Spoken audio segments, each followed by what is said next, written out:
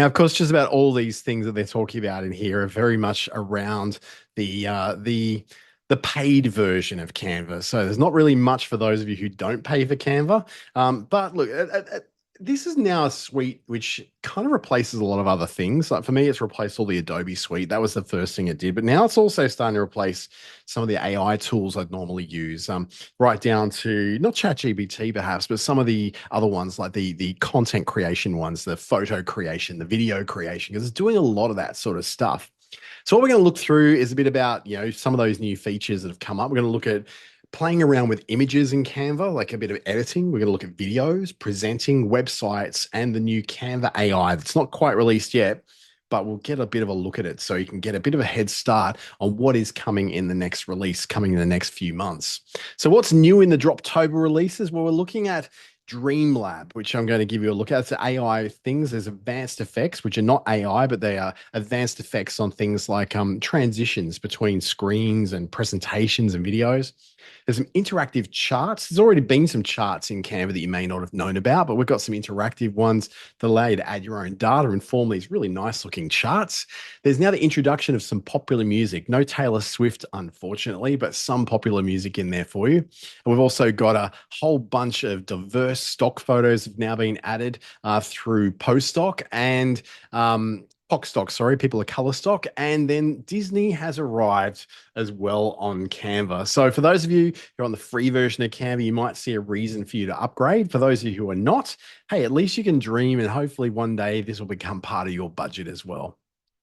So let's stay looking at images first. So what can we do in images? Look, I'm actually not going to go to images first. I want to go do straight into what some of these new things are. So the first thing I want to show you really is a bit about Artlist. Now, Artlist is a way of telling stories through Canva graphics in a more cinematic style. And what they've basically done is given you a whole bunch of templates to work with. So if we look in the collections, say for a sustainable fashion business, we can see collections of new templates that are very specifically geared to be a lot more cinematic in their style, a lot more classy, a bit of a step up from where they were before. So instead of just really bad stock photography and stock video, we've now got a lot more nice stuff like this and given it in really nice templates that you can now go and customize yourself with much more diverse models and just better quality cinematic styles of video in there as well, because video has become such an amazing big part of what we're doing. So let's see if we can customize this template, and you'll sort of get the idea of, just like all Canva templates, you can play with it, change colors. Let me change that color to maybe, let's just say more of a yellowy orange. There we go.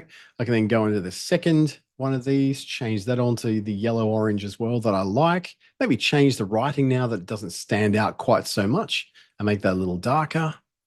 And we're still maintaining that look and feel, but we're getting more of the look and the color that we want to put into maybe what is your brand colors. Now, one of the things you can do in here as well, you are not stuck with the videos that are in there. Just like all Canva templates, you can add in the parts that you want to add in. Also remember too, if you want to highlight lots of things together and change their color, just hold down the shift key and you can do that.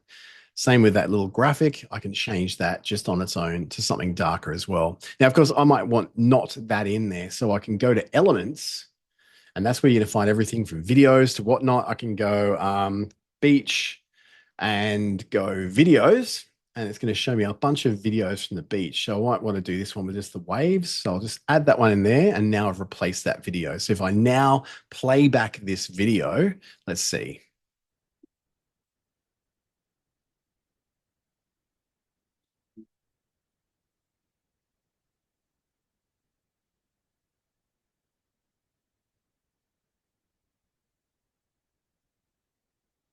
So now it's got my changes in there. I can even change all those different fonts and that. Now, there's nothing new in there apart from this is just a collection of much nicer stock videos, and I guess designs which are a bit more contemporary and certainly going with that new boho theme that's very, very popular with a lot of design right now, especially these strange new scriptish kind of squishy styles of fonts as well, which are really great. They've added a lot more diversity in what we're seeing in there. If we go to art list again, and we can see that there's some other things that maybe are not quite so boho, something like brands and creative stuff like this might be a bit brighter and more vivid, a bit more brand friendly to what you're doing, perhaps. The video here that they've created, which has got multiple different slides in it. So if we go and customize that template, what we can do is replace each one. This is a video. So this is a full 1, 2, 3, 4, 5, 6, 7, 8, 9 scene video. You can change any of these and just change it to something else that you think might be appropriate. So I'll bring that back down to size so it fits on the screen. There we go. I want to change that to a color that's going to stand out a bit more. And look, all your normal effects that you normally get are still in here to be able to use. So I want to just lift that slightly with a shadow. I can. And then it's just really a case of having these much better videos, which are much more high quality and a lot more artsy than what you would see in the regular stock video collections you get. Now, naturally, this is all premium stuff. So this is not for the freebies, unfortunately. You'll notice that the little crown is on all these videos I saw over here. That just means that those are for pro only. But on the left here, you'll see that these are all free ones in the video. So I can look for art list as a an artist in what they're doing. So if I want to look for videos by art list, usually I can look in here and it will give me those. Now it's given me one of them, but it hasn't given me all of them. So I can sort of replace that in there. And in here, I can see that the video is from Artlist. So this one's a free one. I can go Artlist. That brings me up all the videos that Artlist has. So that's how you find out if you want to like go to a particular artist or a particular provider that provides really good quality videos that you like, then you can find all those in there. And Artlist does provide a lot of videos. Like there's hundreds and hundreds and hundreds of videos in there. But as you've noticed, very few of those are free. So they will be in the premium version. I know that there was a lot of trouble with Canva putting up their prices just a couple of months ago. That was mainly for the Teams product. The regular Pro version isn't. You can still share with other people in your team. It just means that you don't get that team spaces like you would in that upgraded Teams one. Although I do believe they rolled back some of those prices because there was such a big outcry about that as well. So that's a look at Artlist. If we want to look at it a little bit further, POC stock or people of color stock is an example where they're showing a lot more diversity in the models they're showing. So you're seeing a lot more people of color, people of different racial backgrounds, rather than just the usual blonde white girls sitting in a cafe laughing at lettuce style that we're very used to getting when it comes to stock photography and stock videos. So yes, all of these ones are, as you can see, got the crown on. They're all pro, but they give you a lot more diversity in there. There's a lot more African Americans, South Americans. It is a little bit very American. So there's a lot more American. But, you know, we're a multicultural society as well. So we do have a lot of people from different backgrounds. You notice women with hijabs, people with skin conditions, vitiligo, people from Native American, LGBTQIQ, you know, the alphabet people, lots of those as well. And people from different religious backgrounds, as well as different sizes. It's not just all skinny people. We've actually got people who are plus sized with, you know, here we go, with broken teeth. It's just so much more diverse. And that stuff you can get. Again, you do need to have the pro version of that for access to those things. So what you can do is when you're looking for a particular thing. So if you want to look for somebody who is giving you POC stock stuff, that is just an app you can look for. Or you can just follow this and you'll see updates for it as well. So with all this, with POC stock, you can then go to their website, see more about them. But in Canva, you can just search for things that are in your elements that are by POC stock. All right, so the teacher work kit's probably not going to be doing much for you. The small business work kit is a bit more of a, you know, a toolkit of things that you might find useful for your business, but really have a play around with that yourself. It's not really that useful for me. I've got a lot of other tools that do that for me, but you may find it's good for you. Magic Media is really interesting because it means you can just do a lot more stuff that's generated by AI. So for instance, over here, I can generate images, graphics, or videos. So I want to generate a graphic of a podcast icon that is pink and quite elaborate and floral. Helps if I can type, right? Elaborate and floral. Now you get a certain amount of these credits per month. You get 500 credits, which basically is a credit is one generation. So let me generate the graphics of this podcast icon that's floral and elaborate. So it's now playing around with that, starting to create it. What I can do is create a bit of room over here in my project so I can get rid of all that. Come on, back to my magic. Where did my magic go? Now, this is where things do get a bit buggy. So that's when you start to go, oh, where is my stuff gone? So in back, I can just go Magic Media down the left-hand side, and that's where you'll find that. So as it's continuing to do that, it's now starting to come up with my great little graphics. So I'll just zoom in there so you can actually see what those graphics look like. They've come up exactly what I thought they would. Elaborate, pink. This one's not so much pink, but pink, elaborate, floral. It's kind of nailed the brief. So if I wanted an icon that really was very customized to what I want, you could do that. Now, yes, you can do that sort of thing in ChatGPT as well.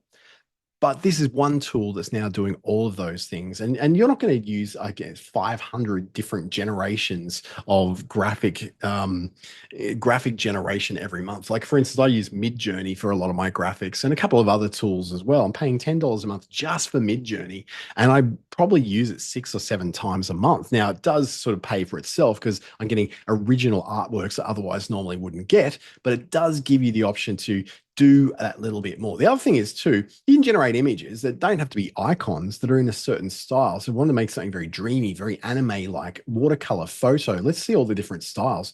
Minimalist, woody, like it's a wood cutting, like it's being cut out of wood.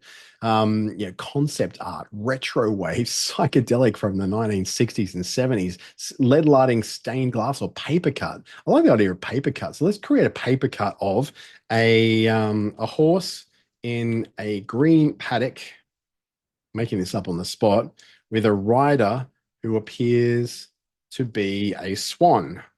I know this is not really generally the stuff you would want to do, but it does do fairly regular stuff too. And what I'm going to do once we generate this fantastical stuff, we're going to generate a few things that are a bit more realistic for what you might need in your documents. And that's in the paper cut style. That looks sensational. It's like you could design Christmas decorations out of this, right? So it does create some really nice styles, particularly when you're not using people. And this is where the Canva image generation for me tends to get a little bit lost, is when it's trying to do people. So let's go a family having a picnic in the park in, let's just say, Adelaide in spring time in Australia. So we're giving it some specifics in there. I don't want a paper cut style. So what I'll do is go out of that into regular. And let's see what it's going to, no, none. Thank you. Generate again. So let's see this family having a picnic in the park in Adelaide in springtime in Australia in a regular format, not in a paper cut style, to see what it comes up with. Now, what you'll see is that it comes up with some pretty nice stuff.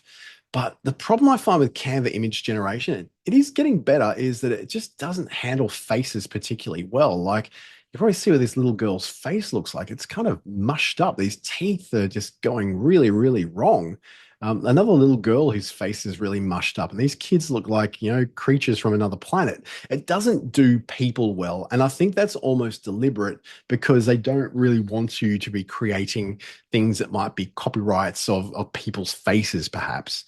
So you can go to a lot of other tools that do that a lot better. For instance, if you want to create like a picture of Taylor Swift playing a guitar on the mountain while wearing I don't know, a Snuggie, well, then you could do that in things like Grok, which allows you to replicate images from famous people. Whereas most of these, they won't do that. They're not very good at that. But if you want to create, a picnic scene in a park in Adelaide with no people in springtime, that will give you something which is a bit nicer because we're taking the people out of the equation. The other little trick you can do there too is to ask it to not show the faces. So you just go a photo of a family enjoying a picnic in a park on a springtime day in Adelaide, facing away from the camera.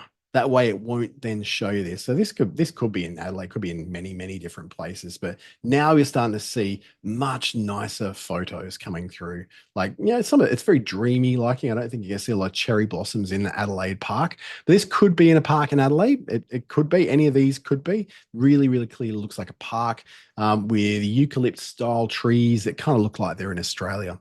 You can also then do graphics like we did, but videos is also a fun one. So I can say a time lapse of a sunset over Mindle Beach in Darwin, Australia.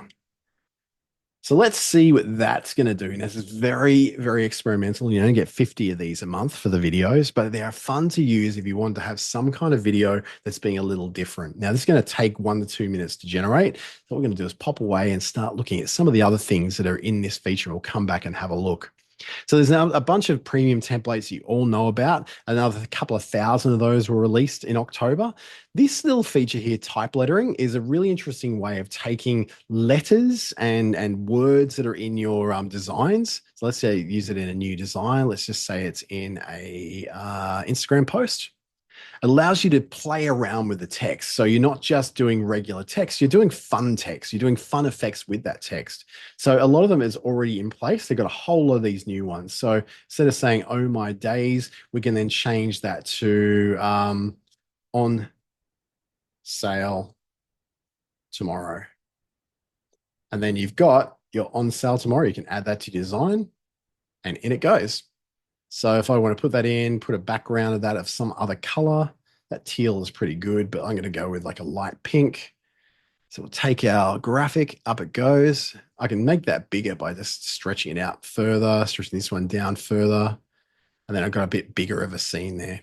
So that's pretty cool. We now play with a lot of these different types of text. So we've got a lot more flexibility with the kind of things we want to do. If I go back again and try another lot of text, let's try it in a new design again. Again, we'll do it in a an Instagram post. And we can start to play with, let's have a look. Now, notice that none of this is requiring you to necessarily be a subscriber. So you don't really you don't need to pay for this stuff. This stuff is included as part of an app. This one's saying print isn't dead. I can say we are still here. And you can put backgrounds. Now, unfortunately, you can't customize that background because it's actually just built into that template. That's pretty cool. I can then make that background a different color if I want to. Let's see the preview. If I make it into, say, a blue, you can see that background changing, or a pink. I tend to lean towards pink. It's my favorite color. There you go. Red. So you can change any color you like, add that to your design, and off you go. And you can drop those in and out of different designs. So that one is called type lettering. So if you go to, if you just type in anywhere, like you type in the search for type lettering, or you can search apps, and you'll be able to find these different kinds of things. As you can see, once we get into all these different apps, you've got type cutout. So you can make fill text with striking background images. Let's have a look at what that looks like. So this is where, for instance, you can have a background where you like, and then you create a background, you create the background yourself. And this is exactly what we couldn't do in the example I just showed you. So let's have a look at this. So we've got the good time. It's going to bring the type cutout app in. And this is what the power of Canva is open up all these different apps for people. So we've got good vibes over here. So what I can do is choose a background image. So I can load up a different background image that I've got from somewhere else. Let's see if I can find one. What have I downloaded lately that I could use? I got a photo of the team from Hanuman. Okay, let's use that. So it's going to put the photo of the team from Hanuman in the background here. And then if I might want to change maybe my background image to something, my background color to something else, I can edit the image. I can sort of rotate it and scale it a bit so it shows a bit more. So you can see what I'm doing there. I can scale that up so it goes a bit more brighter. It shows a few more of those faces. There you go, finish editing. And now it sort of shows out that little bit more. Let's add it to the design, pull it out. There we go. And if I really wanted to be clever, what I could do now is go to my uploads, upload that image, put it in the background, and then put that back, so position backwards, and just line that up so it then feels like it's the same size, not quite. Let's go a bit bigger. Got a bit of a Frankenstein effect going on, but we'll get there. Nearly there. That seems like it's going to be just about right. There we go. So go backwards again. Position, backward. I think I just went over the top of the other effect. That's how much it was matched up. It actually cannot read it now. So if I now go to my good times and edit that, that's why you can't read it. Because look, I take that out and you can see good vibes is still there. So I can sort of offset it a little bit. That way it won't look like it's matching up quite enough. So you can play with that with a whole bunch of little different effects. But it's a really good way of you putting any sort of pattern in there that you want to put in. So I could pull in a gradient. So I can type in gradient to my elements, bring in maybe a photo of, that's a nice gradient. Let's drop that in. That will fill the whole thing. But if I go to the back of the whole thing, position it backwards, then I've got a really nice effect. I can also then pull down some of these things. So I can't download these ones. What I can do is create my own graphics and then put them in the background of that particular app as well. So it gives us something really fun to play with. Now, I reckon our video is probably now designed. Let's have a look. All right, so let's have a look at this video. I'm just going to make it a little bit bigger. It's using the runway generator. There we go. That is pretty cool. Like it's a little, very, very short loop, but it'd be nice to have as a background to something you're doing, particularly a presentation or something. So it's not a great long video. What it has given us is a little bit of something to work with. It's a bit more dynamic than what we otherwise would use. So you can generate all sorts of things. What again, I find it's not great with people, but really good with landscapes, with objects, those kind of things. You could show a bottle of milk spinning around or something like that. Anything that you need that's really a little bit generalized when it comes to generated content.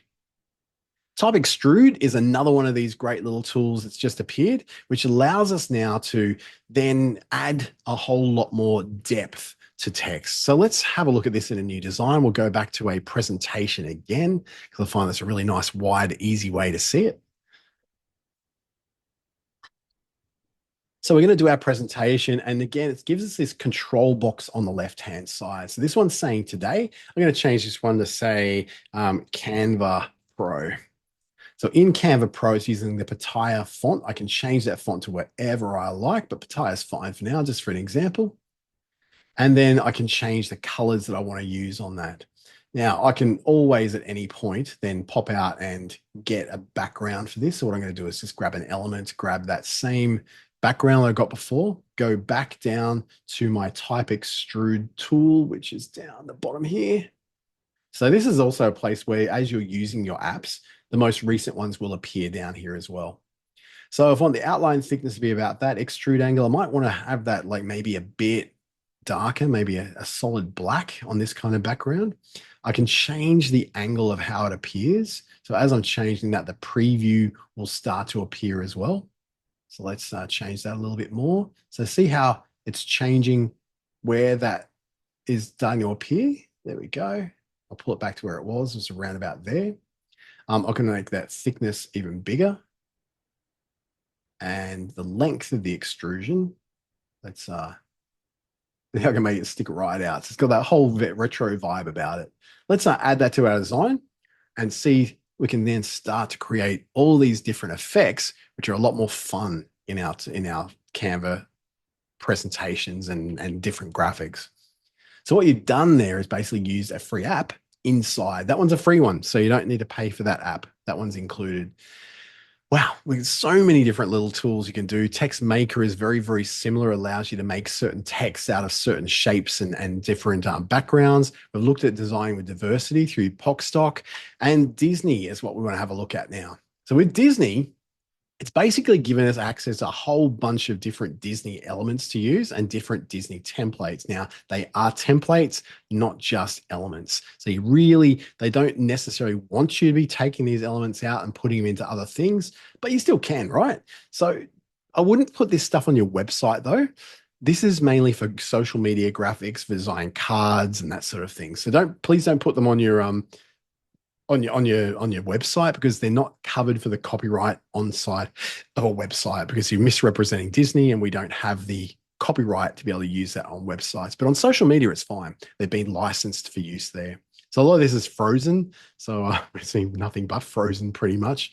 Maybe because we're approaching Christmas. Moana, there you go. So we've got Moana. So I'll just go have a look at Moana because I think she's awesome and allows you to then print stuff. So the whole idea is to create things that you can print. Now, I think if we do a little bit of cheating here, if I open up another Canva window, I might be able to create another Instagram post and pull out. Now, it's exactly here. It's giving you the guidelines which you can and can't use. You can print them, you can use for personal education, or you can't use them for commercial purposes. And you can only use the content provided in the template. You can't then add extra elements into it. So that's what they're saying now. Doesn't mean you can't literally add things in. You can add in whatever you like, but what they're saying is they want things to basically be only used that are already in there. I can pull Moana out and put her into here if I really want to. Just copy, paste, and I can do it. What they're saying is they don't want you to do that. I can probably put, a picture of Darwin City in the background there. You're not really meant to, but there's nothing that's really going to be stopping you from doing this. You can still do it. All right. So what you're doing is probably just messing with some copyright. I don't know if anyone's coming and chasing us over that, but it's not really worth the trouble because otherwise you don't want to be able to be kicked off Canva, but also slapped with a nice little copyright lawsuit as well. So that's a little bit of Disney stuff. It's mainly really for your use to be printing, to be sending as invitations, that kind of thing. Lots and lots of stuff in there. Little Mermaids in there, Sleeping Beauty. Oh my goodness, it's pretty endless what's in there. So you've got a lot of those different Disney characters in there as well. It's a lot of fun. So if you're not a Disney fan and you want to try some other stuff, that's okay because there's a new whiteboards feature. So whiteboards allow you to create a whole bunch of collaborative workspaces. If you've ever used something like Miro, you'd kind of know what I mean by these interactive whiteboards. They allow you to do things and then have people react to them in the same time. Now, this is only really useful if you've got a Teams account. You can use the whiteboards yourself. You can share them with other people, but other people reacting to them and interacting with them is where you have to have a Teams account. So I'm not going to go too heavily into that. What I will look at, though, is some of the latest features in presentations. So presentations, for instance, be like I was starting off this very webinar with, which was the ability to be able to do a presentation on Canva. Look, this is the presentation I was working through before. It's in Canva as well, right? Each different slide's in Canva. Well, what we can now do with presentations is insert polls and quizzes. So this allows us to, have a poll in there that people can answer. So you can send that presentation out and people can do it. Now it gives you how to complete it in the presentation. So you click on the poll, select edit, and then fill in option D, and that's it. So what we can do is click on edit. It gives us a little chart over here. So we can go, ready to go, full of opinions hanging in there, want to go home. Might be the position. It's a Monday. Everyone wants to go home already. So we've got that one in there. And then what we can do is present that. So let me just present it on the main screen.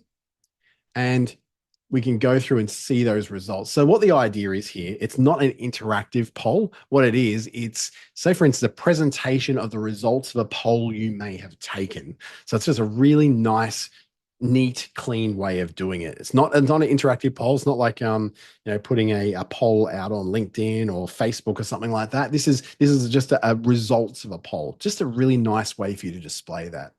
I like that. I think that's going to be great. And for me to present statistics that are coming in from some of the research I run, that will be particularly useful. The charts, however, this is where I think there's a bit of power because in charts, you get the ability to actually put in these really good graphs. So it's just telling us, yeah, this is a new feature. And it tells you when you use these the first time, a bunch of tips to be able to use it. So you go to the chart and design. So I just tip on the chart and then it gives me an edit button. And in the edit, I can change the labeling. I can put data labels in there as well, which then, let me just get rid of this help screen. I don't really need it. Go on, go away, buddy. There we go.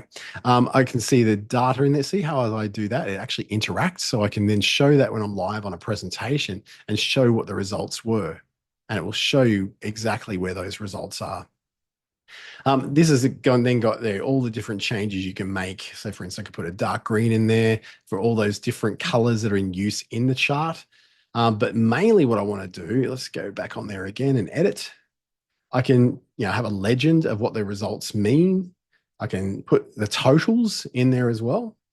But what I really want to do is show you the data. This is where the data has actually gone in, and you can upload a Google sheet or a Excel spreadsheet that contains all your data, and it will complete all this in here with what you need. So if I cleared that data and was able to then go and get more, so for instance, if I expand that data table, it gives me a bit more room to play with. I can make changes in any of these fields, just like in a spreadsheet. But what I can also do is upload that data from somewhere else, because the chances are your data is going to come from Excel or Google Sheets or something like that, and you can load those up. So it gives you a chance, like a CSV file, for instance, to load those things up and then show that kind of data in a very visual way. It's going to cut down the time to creating your presentations quite a great deal when it comes to presenting facts and presenting figures. Not all of us need to do that very often. I do it quite a lot, but that could be a real shortcut for you. Now, this isn't the only way where charts are. Like, for instance, charts have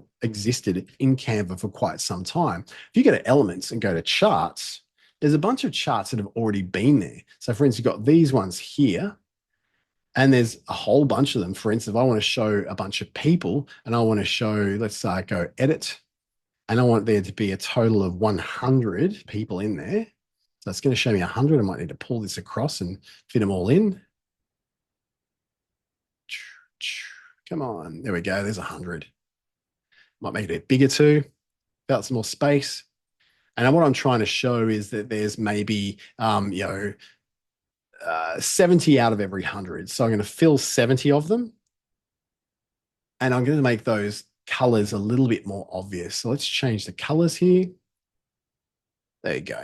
So I want to show that there's 70 out of 100 people said a certain thing. So I add a bit of text in there. 70 out of 100 people choose Oral-B toothbrushes. Maybe, probably not.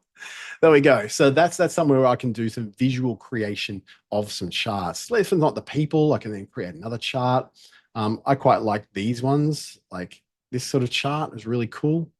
So I can then go, okay, what am I showing in this chart? I want to show, again, the darker color, so it's a bit more obvious. Go and edit. And I can go, the percentage is now 70.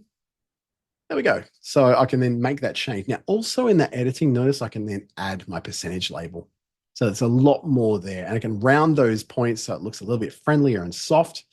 And then I've got a bit more of a presentation style that I'm more comfortable with, because that's more my style. I like rounded ends and I like showing the data. So the charts have always been there. They're just a bit more sophisticated now, and they can do a lot more. And there's lots of different charts, the plot graphs, the scatter graphs, the bar graphs, the iceberg graphs, funnel graphs, bar charts, these ones, which are, I can't remember what they're called. What is it called? It's like a group chart. So you can go into each section and then highlight it and go back. These are pretty cool. So if you're doing an interactive presentation, so let's say, for instance, if I was doing this, let's get rid of all that background stuff. We don't need that. Make it a little bit bigger on the screen. And if I'm presenting this live to people, so let's present it live to you. These are now all clickable. I can go into subgroup 3 and there might be information in there or an image. Kind of like the old Prezi presentations. They gave you a little bit of dynamics and a bit of interactivity, which allowed for something to be a lot more engaging for people to watch, not just a boring chart from a boring presentation from PowerPoint. So definitely the presentation side of what Canva is doing is really, really powerful right now. You can now add, and this is what I've really, really enjoyed doing with a lot more of my presentations. I'm not going to do this presentation. I think it's a bit naff. I'm just going to do it in another new presentation. So I'm going to go open a new window, go into Canva, start a new design. I'm going to call it a presentation. Let's make it just a blank one. It's fine. And I'm going to just create a few different things in here. Let's create, I don't know, pitch deck. So I'll create that one, apply all 10 pages. So it's giving me all 10 pages of my pitch deck. What I want to do though, is I want to make things appear when I present them in a certain way. Now, at the moment, I've got the pan animation, but there's more animations available. The new ones include the rotate, which is a bit horrid, flicker, which I don't particularly like. Then you got Succession, which is a fairly new one. Blur.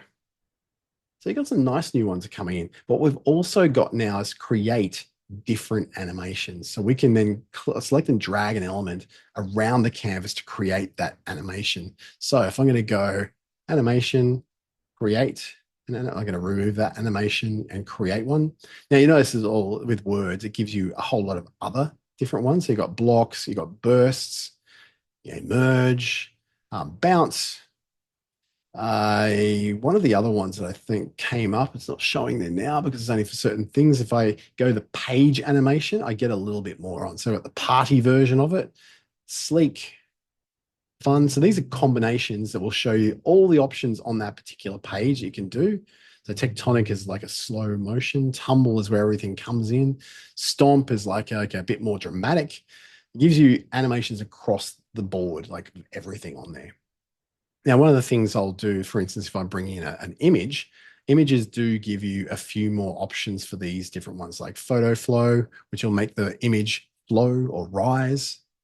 It's just slowly rising there, zooming in as well. So it gives you some really nice ones. Pulse, you don't probably want that. The jiggle or the wiggle, don't really want that either. But things like Succession and Blur are the ones that I use quite often. The ones I really do like. There are a few others, but they seem to have like removed a lot of them. So they were in here, when I last was in here yesterday, and they seem to have gone again. So they're testing a lot of stuff out. I'm not sort of sure whether they are removing them completely or whether they got, they're still playing around with them. But the animation effects, let's go into their test ground. Let's see if we can make some of those animation effects work again. So the Magic 8 Ball, if I click on it, to highlight that's the thing that I want to animate. I'll then go into the animate, and I've got those page animations, which is going to take care of everything, but I don't want that. I just want this, right? Animate the photo. Now, this is where we come in. It's got now, I don't know if you can see it, they're very subtle, some of these. Got ink, got digital. So they're very, very subtle, some of these. So it might take you a little bit of time to kind of work out what's going on. I should be able to animate some of the text as well. So I go, this is the regular animation, so I can go spread. But it's really photos where you got the most control. So let's just say if I put in a photo of mountains, let's go that one, pop it in. And if I want this when it appears to have a special animated effect on it, say brush. So it looks like I'm brushing it, ink, digital, spray paint, sketch, or a gradient, which I really like the gradient effect. I think it's really nice. What I can do is with the gradient effect is change to be blocks that come in as a gradient, lines, or the circular one, which is actually my favorite one. So if I now keep that animation in place, when I go to present this one, so let's start off with the Magic 8 Ball presentation. So yeah, it's going to last 4 seconds. I've kind of horrified those texts, but I come into here, you got that really nice presentation of that image coming in. Just subtle, really nice. Now, if you were making this into a video, you could also hover between these two scenes here, and you've got a transition in here. So that transition can be, I usually use flow. I think flow is a really nice one. So I'm going to try that. And let's see what that does to the animation. Because in the past, it used to cut the animation out. So let's go 3, 2, 1. Oh, it did the flow, but it removed the animation in that photo. So that's the one thing you might do is take that animation out because you kind of got your transition, sorry, because you've already got a transition of sorts in there already. Come on, let's go. Take that one out, none. And because I've got that animation in place, it should now do it just fine. There you go. So that might be a nicer, smoother way of doing a transition. And that's a really good tip for doing videos as well. So I know we're covering a lot of ground here because there's so much stuff that's been added in here. I think the other thing is to really add is that there's now some popular music that you can add into your videos. One note before we do that though, that doesn't mean you can now use popular songs on Instagram to go with your stories and with your reels. if you don't have the rights to that music, because Instagram and Facebook, they'll cut that music out, and YouTube will probably take down your video if you're using these songs. This is more for your own use in things like presentations, in-house stuff, sending to friends, but not for ads, certainly not for ads on social media, certainly not for ads on Google, anything like that. This is just more for your use to say, let's just make an Instagram post anyway, but we're not going to post it. But I'll give you an example of what we can do. So for instance, let's put in, today's reminder. So I'll put that video in. It's a country and Western style. What I'm going to use is a bit of music from a guy called Benson Boone. So in here, is there any music? It doesn't look like there is. So I'm going to add some audio. So what I'm going to do here is go Benson Boone, who's current hit maker. Beautiful Things is one of his songs. So I can add that in now, and it's now part of the soundtrack of this particular design. So I can keep adding in more and more scenes for this. So start off with that one, add a new one, add a new one. And so you see it's growing the length of the soundtrack as well. Now, I don't know if you're going to be able to hear this through here, but if I was to play back this particular 30-second thing. For a while there it was rough, but lately I've been doing better. So that's actually the real song from Benson Boone. You can pick up all sorts of songs. So Benson Boone was just an example I used. I could put in there Rihanna, pull out a song of hers. So where do we go? Not all of it's actually hers. Who's that chick? Stay originally performed. There's a lot of cover songs in here. Boom Boom featuring Rihanna. So a lot of things from Universal Music Group are not included in there, but some of them are. So things like David Guetta. As I said, Taylor Swift is definitely not in there. I could probably say One Direction because they're a pretty hot topic right now for all the wrong reasons. There we go. So there's One Direction are in there. So we can put in a bit of One Direction. Again, I don't know whether you can hear this, but let's have a go. That was Benson Boone again. Sorry. We're looking for One Direction. Get rid of you. Put the boys in here and let's start again.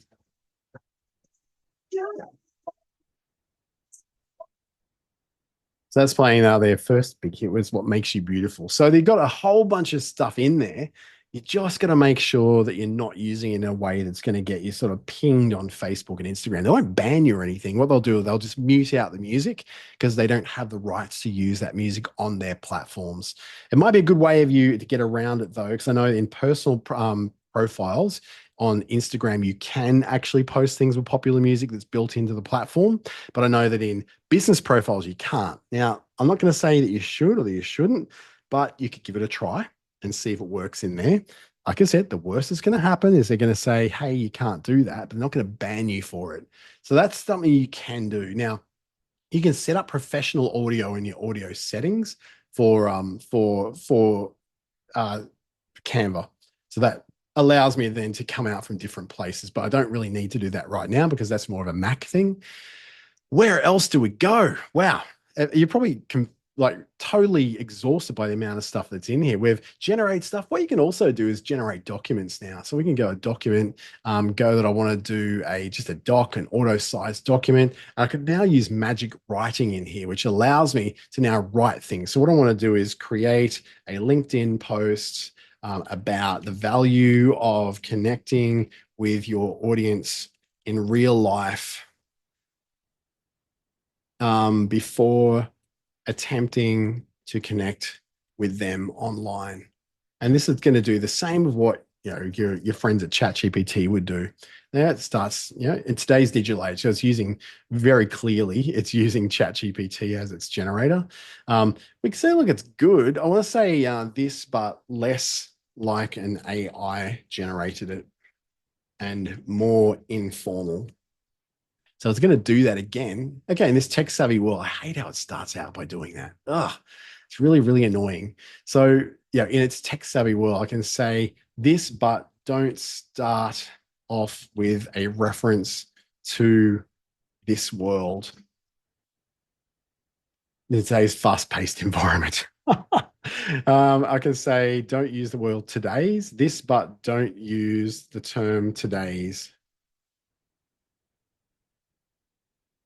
because that's me like, playing with it because I just got a personal preference against that stuff in a fast-paced environment. Oh my gosh, it really wants to do that because it's using basically the cheap version of ChatGPT, which does throw a lot of that sort of stuff up. So yeah, you'll know if this not it's not much it's inappropriate. It's just not good.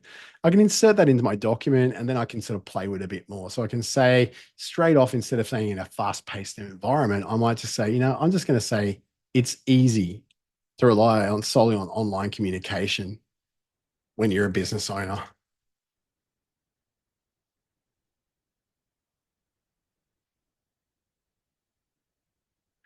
And what I can now do is now generate an image. So I can go instead of magic write, I can then start and go into something else. So I can put on all these different things. What I basically want to do is to maybe put in I don't know, maybe an image. So I can go into my magic media again, generate an image of a business owner